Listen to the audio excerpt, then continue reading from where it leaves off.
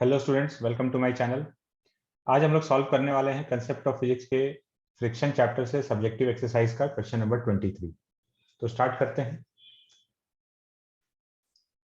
Question में क्या given है?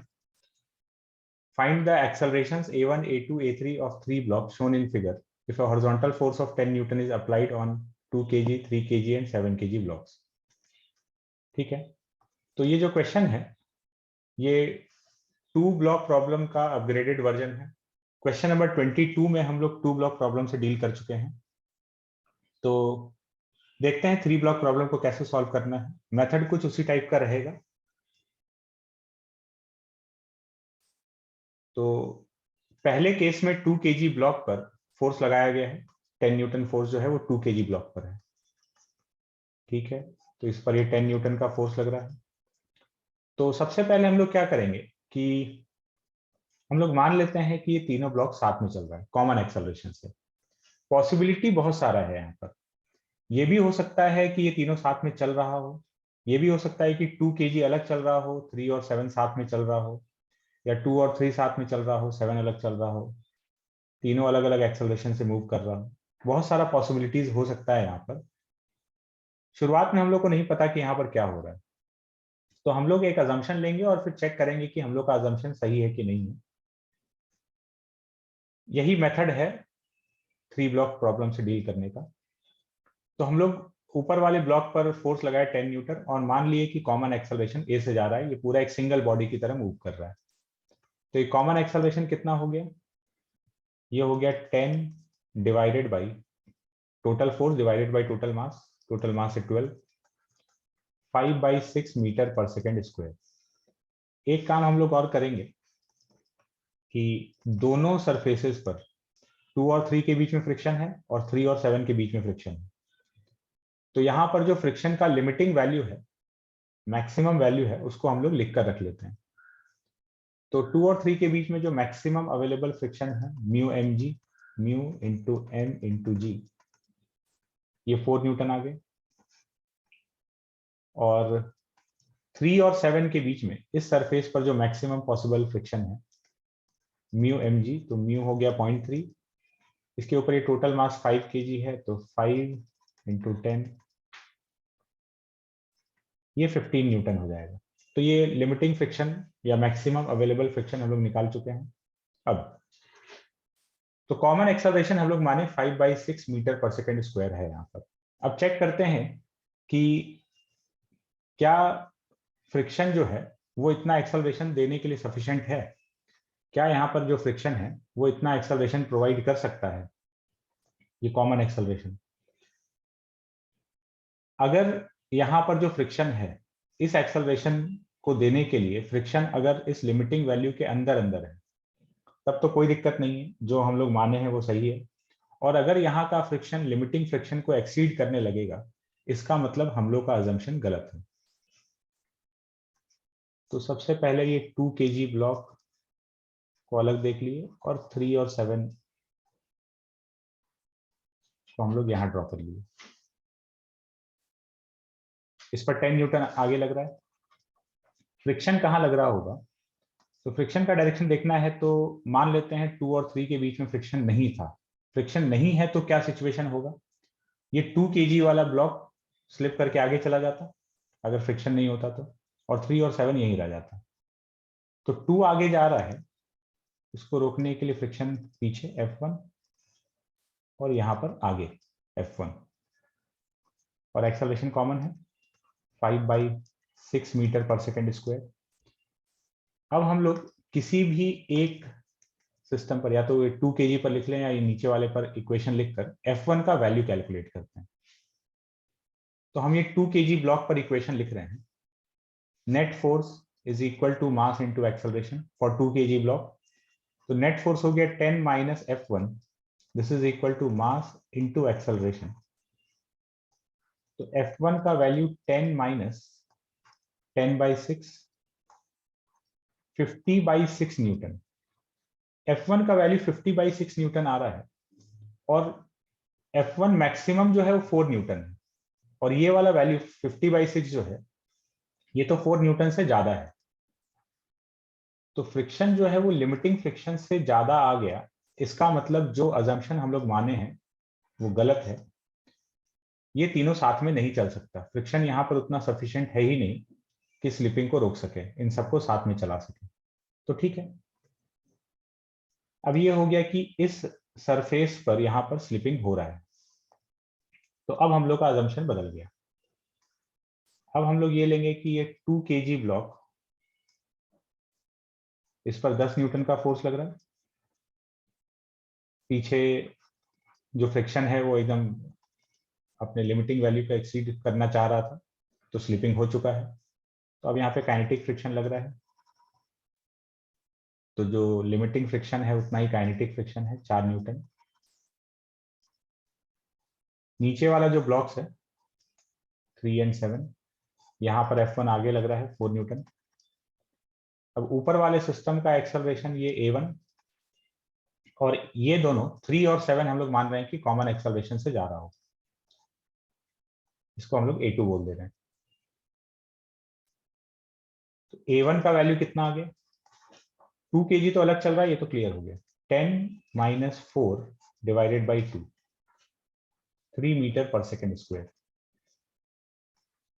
और A2 3 और 7 को हम लोग मान रहे हैं कि अब ये दोनों साथ में चल रहा है, तो अब ये 2 ब्लॉक प्रॉब्लम की तरह कन्वर्ट हो गया। तो A2 का वैल्यू कितना आ जाएगा, 4 डिवाइडेड बाई 10, 0.4 मीटर पर सेकेंड स्क्वायर। ये इन दोनों का कॉमन एक्सेलरेशन है, ये हम लोग माने। अब फिर से हम लोग यहाँ पर चेक करेंगे कि यहाँ जो 3 और 7 के बीच में फ्रिक्शन है, क्या वो सफिशिएंट है इतना एक्सेलरेशन देने के लिए, मतलब दोनों को साथ में चलाने के लिए।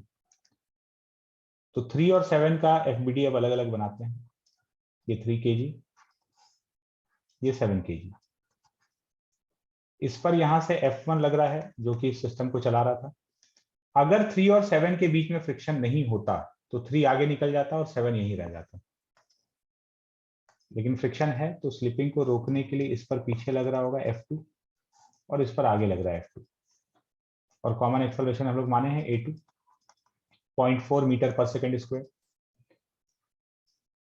चेक करके देखते हैं कि क्या फ्रिक्शन सफिशिएंट है दोनों को साथ में चलाने के लिए। तो किसी भी एक पर इक्वेशन लिख लेते हैं, सपोज हम 7 kg पर ही इक्वेशन लिख दें, तो 7 kg पर हम net force equal to mass into acceleration का इक्वेशन लिख दें। तो फोर्स लग रहा है F2, मास हो गया 7 kg और एक्सेलरेशन है 0.4, तो ये आ रहा है 2.8 न्यूटन। फ्रिक्शन का रिक्वायरमेंट F2 दोनों को साथ में चलाने के लिए 2.8 न्यूटन चाहिए, और अवेलेबल कितना है, अवेलेबल है 15 न्यूटन। मतलब F2 is less than F2 max, जो मैक्सिमम फ्रिक्शन है रिक्वायरमेंट उससे कम का है, और अगर उससे कम का रिक्वायरमेंट है तो आराम से 2.8 न्यूटन फ्रिक्शन लग सकता है, जो कि इतना अवेलेबल है, मतलब ये दोनों साथ में चलेगा। तो अब क्लियर हो गया कि जो 2 kg ब्लॉक है उसका एक्सेलरेशन 3 मीटर पर सेकेंड स्क्वायर वो अलग चल रहा है, और 3 kg और 7 kg एक सिंगल यूनिट की तरह आगे जा रहा है, इन दोनों का एक्सेलरेशन सेम होगा, 0.4 मीटर पर सेकेंड स्क्वायर। अब इसके सेकेंड पार्ट पे चलते हैं। क्वेश्चन का सेकेंड पार्ट क्या था कि बीच वाले ब्लॉक पर फोर्स अप्लाई किया जा रहा है,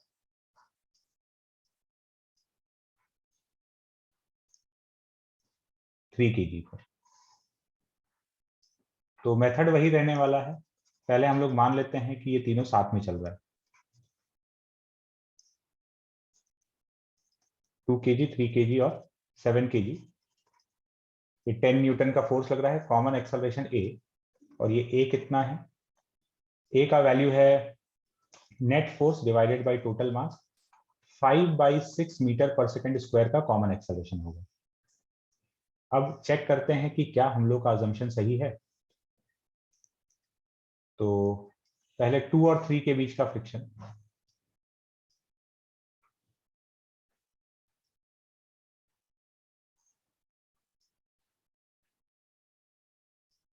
यहां चेक कर लेते हैं कि 2 और 3 के बीच में स्लिपिंग हो रहा है कि नहीं। तो यहाँ पर 10 न्यूटन लग रहा है, फ्रिक्शन का डायरेक्शन देखना है तो हम लोग मान लेते हैं कि फ्रिक्शन नहीं है। फ्रिक्शन नहीं होता तो क्या होता, तो ये 3 kg आगे निकल जाता और 2 kg यहीं का यहीं रह जाता अगर फ्रिक्शन नहीं होता तो स्लिपिंग रोकने के लिए इस पर फ्रिक्शन पीछे F1 और इस पर आगे, और कॉमन एक्सेलरेशन हम लोग माने हैं 5/6। तो अब किसी भी एक सिस्टम पर इक्वेशन लिख लेते हैं F1 का वैल्यू चेक करने के लिए। तो हम लोग 2 kg वाले ब्लॉक पर F = ma का इक्वेशन लिख रहे हैं इस 2 kg ब्लॉक पर। तो फोर्स हो गया F1 = मास इंटू एक्सेलरेशन 10/6 न्यूटन।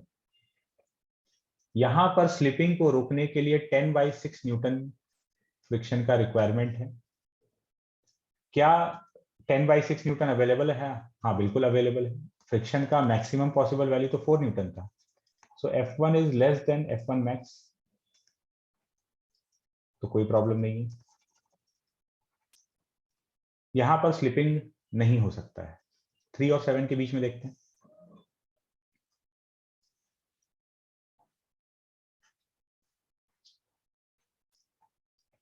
ये 3 kg, ये 7 kg, तो यहां पर 10 न्यूटन का फोर्स लग रहा है।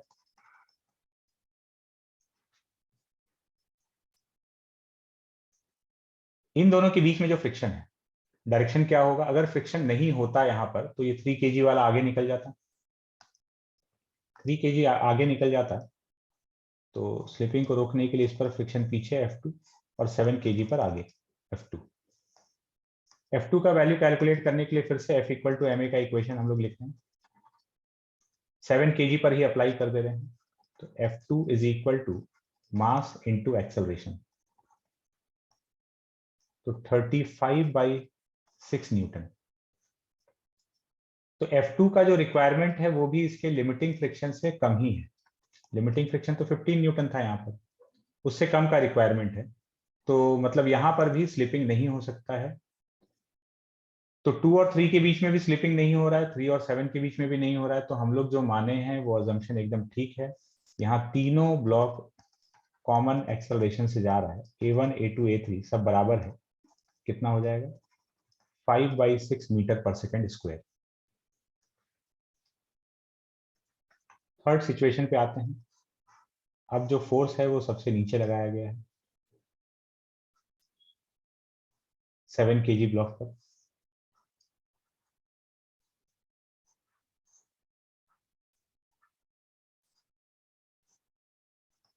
देखते हैं क्या सिचुएशन है। इस पर लगाया गया 10 न्यूटन का फोर्स। मान लेते हैं कि कॉमन एक्सेलरेशन है। अगेन कॉमन एक्सेलरेशन कितना हो जाएगा? 10/12, 5/6 मीटर पर सेकेंड स्क्वायर। चेक करते हैं कि क्या स्लिपिंग हो सकता है कहीं पर। तो पहले ये 3 और 7 के बीच में चेक कर लेते हैं। ये 2 kg, 3 kg और इधर ये 7 kg। ये 10 न्यूटन का फोर्स लग रहा है। फ्रिक्शन का डायरेक्शन यहाँ पर चेक करें।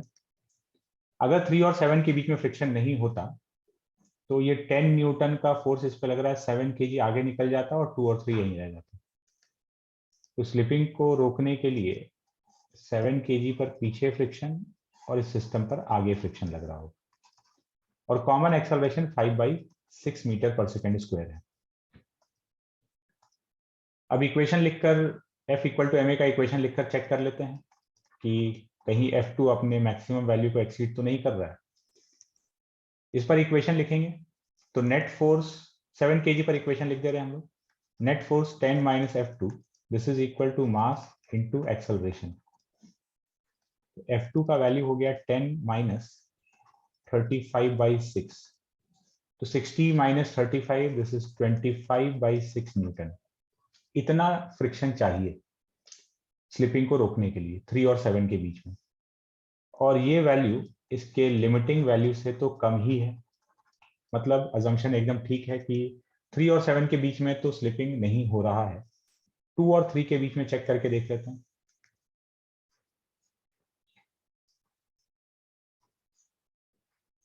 3 और 7 को एक साथ देखते हैं।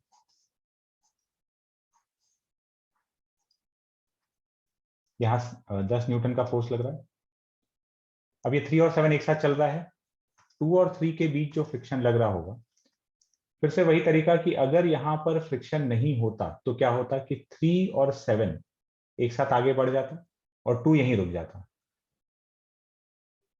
तो 3 और 7 आगे निकलता, 2 यहीं रुक जाता, स्लिपिंग होता। तो स्लिपिंग को रोकने के लिए इस पर फ्रिक्शन पीछे F1 और 2 kg पर आगे F1 और कॉमन एक्सेलरेशन 5/6 मीटर पर सेकेंड स्क्वायर। फिर से चेक कर लेते हैं, 2 kg पर इक्वेशन लिख लेते हैं। Net force is equal to mass into acceleration. तो फ्रिक्शन का रिक्वायरमेंट आया 10/6 न्यूटन। तो अगेन जो फ्रिक्शन है वो मैक्सिमम फ्रिक्शन से कम है। तो अगर मैक्सिमम फ्रिक्शन से कम रिक्वायर्ड है, इसका मतलब ये हुआ कि स्लिपिंग नहीं हो रहा है, तीनों साथ में चल रहा है।